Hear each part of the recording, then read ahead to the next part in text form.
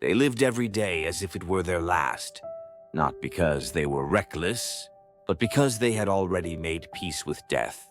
The samurai didn't just fight with swords. They fought with silence, with focus, with inner calm, and at the heart of it all was a quiet, unshakable resolve. To be a samurai was to accept death the moment you took up the sword. Once you are no longer afraid to die, you are finally free to live. This resolve wasn't loud. It showed itself in stillness before battle, in the discipline of a warrior who never needed to prove himself.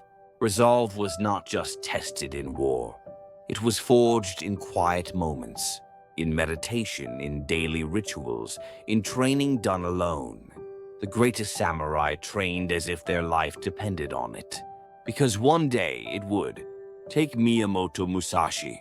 He won over 60 duels, but in the end he left the world of battle and entered silence. In a cave, he wrote the Book of Five Rings, not a book about fighting, but about seeing clearly, acting wisely, and knowing when not to strike. True resolve isn't fire, it's stone.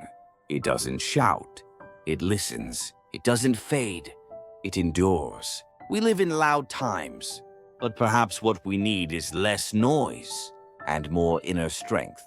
A pause before reaction, a breath before speaking, a moment to ask, what am I truly fighting for? You don't need a sword to live like a samurai. You just need resolve, the kind that holds steady when everything else shakes. So pause, breathe, and carry yourself with quiet strength, because the world doesn't need more noise. It needs more people who have already decided who they are.